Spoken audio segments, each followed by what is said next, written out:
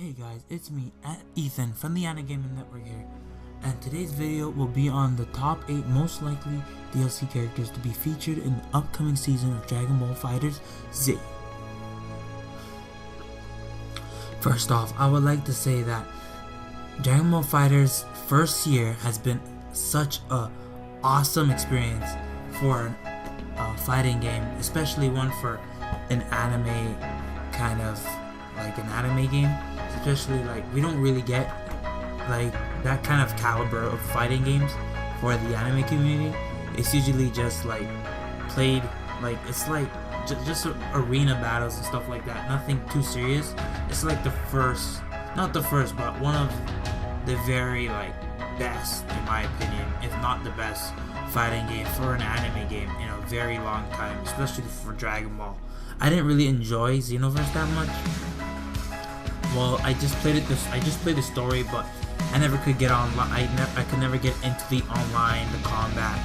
I just thought it was a bit like repetitive, and I just got very bored of it. So I stopped playing like Dragon Ball fighting games for actually a long time. And FighterZ has been awesome because I was actually this year I spent like a lot of the year playing fighting games like Tekken, Street Fighter, and it was just icing on the cake when they announced Dragon Ball FighterZ. And to even make it better, like the game's actually really good.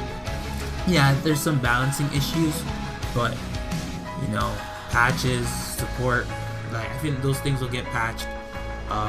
Fixed by the developer Bandai, the Arc System team. Like, but other than that, it's been a enjoyable game, a fun game to play.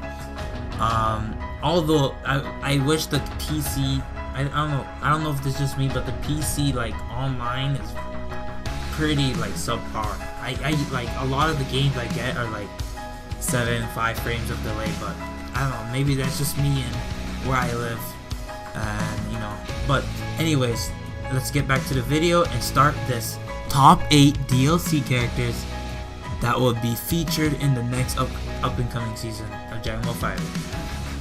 First off, I would like to say, the first character I would say that has the best chance, or the first 2 characters actually, that would have the best chance of joining or getting in as DLC is Kefla and Jiren. Well, let me start by saying this. My list is actually like I did it by how they did it this season. So villain, hero, and I tried to see like maybe they're gonna do like the shows in order. Like they might have a Dragon Ball representative, then Z, and then Super, and maybe the movies, and then maybe GT too.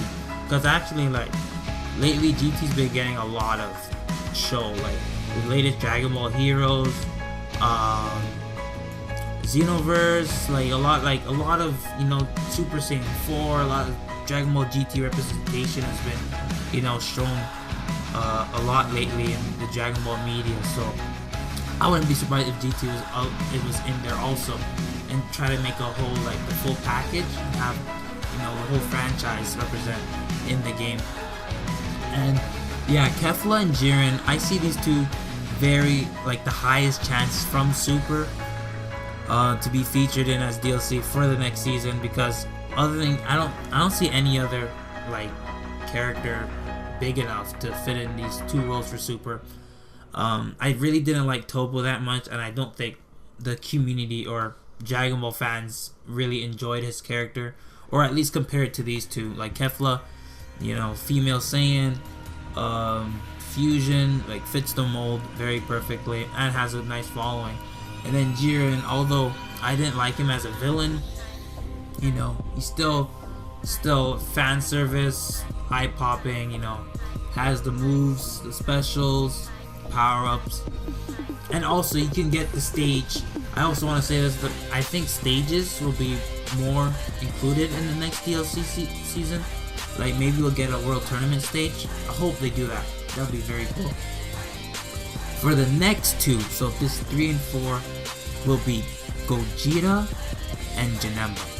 So I didn't know what Gogeta I wanted to pick, but I came to the conclusion that I think Super Saiyan Gogeta would be the best fit for at least like for just the game. I don't know. I didn't see Super Saiyan 4 Gogeta coming in because I didn't think we can get like too much representation from GT. I think it would just be two characters from GT, and if they were gonna do like if they're gonna take a movie representative, it would be Gogeta because popularity and everything, and he has a perfect villain to fit that, which is Janemba. So I think those two fit much better than like Super Saiyan 4 Gogeta and Omega Shenron or something like that. And next up, my 5 and 6. So this is what I got for 5 and 6. Super Saiyan 4 Goku. And this is either or. Baby or Omega Shenron. This is very arguable because you can say, Baby was more iconic in a way, because he had the longer fight and the more iconic fight with Super Saiyan 4 Goku, whereas Omega Shenron was more like, yeah, he had the fight with Super Saiyan 4 Goku, but it's not really as big, and he's more remembered for the Gogeta, Super Saiyan 4 Gogeta kind of clash they had. So if I had to choose, I think Super Saiyan 4 Goku is by far the most iconic character from GT, and one of the best transformations, and everyone loves it, so it's very easy to make your money on that. And Baby would probably be the best pick over Omega Shenron, in my opinion, but others might see it differently. And he has a cool moveset.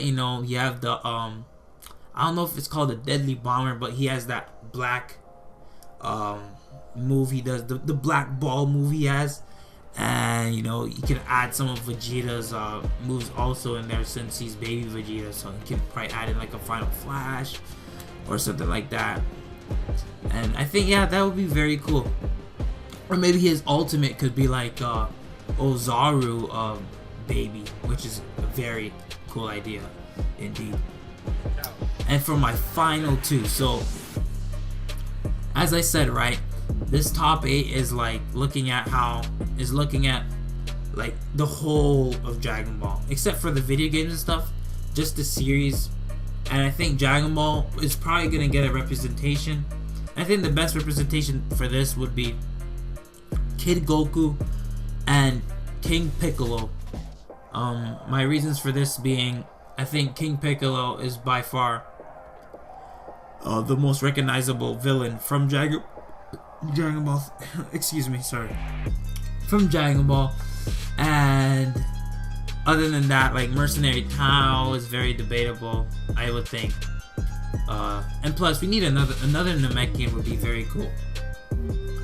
And then yeah, Kid Goku. You could do so many things with Kid Goku. You can have like the pole, right? You can have the Nimbus. You can add a Nimbus as some kind of move. I don't know what it would be, but it would be cool, since they like Arc Systems like to do references when it comes to Dragon Ball FighterZ, like to refer to the manga and stuff like that. So I wouldn't be surprised if it was in his moveset, or at least in the intro. And I would hope they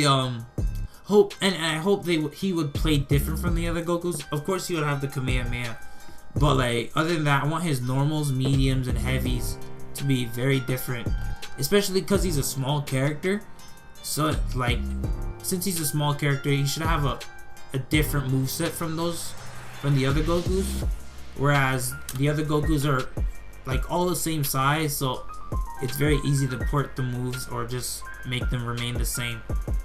But yeah, that, and honorable mentions, I would have to say is for honorable mentions, the new Dragon Ball movie, which is featuring the new Broly and supposedly rumor the Super Saiyan Blue Gogeta. But I really don't see, first of all, I don't see the Super Saiyan Blue Gogeta happening. Kinda. And even if they do it, I don't see Arc System Works putting in another Broly. I would think that's very weird. Unless they make him base form. I think, yeah, base form Broly from the movie would be cool. and then maybe for his like ultimate he transforms. But other than that, I don't see them putting in the full legendary, because it would just be so weird having two Brolys and basically having the same moveset. Because when you see the movie, it's basically like he's clotheslining people and dragging people through the like cliffs and mountains and stuff like that. So a lot of the same moves. Only different thing I would say he would have is that big ball of energy at the end, where it's like an Omega Blaster, but instead it's gigantic from the beginning, whereas Omega Blaster is like a little ball of energy and then it blows up into a big ball of energy. And then as for Super Saiyan 4 Gogeta, Super Saiyan Blue Gogeta, first of all, it's not confirmed, and I just don't think they will put in another Gogeta if, you know, this one would be in the Super Saiyan Gogeta. And plus, I think Super Saiyan Gogeta, this one we have currently from the movie, has a cool, better moveset like to choose from currently. You have the Stardust Breaker, you have some very like, you can probably do a counter parry where he like parries your move and then hits you from above with that knee attack he did on Janemba. It will just be very cool to see. But other than that, that would conclude this list of the top 8 most likely DLC characters to be featured in the upcoming season. I'm Anna Gaming Network. I'm Ethan from the Anna Gaming Network, and I'm out. Later, guys.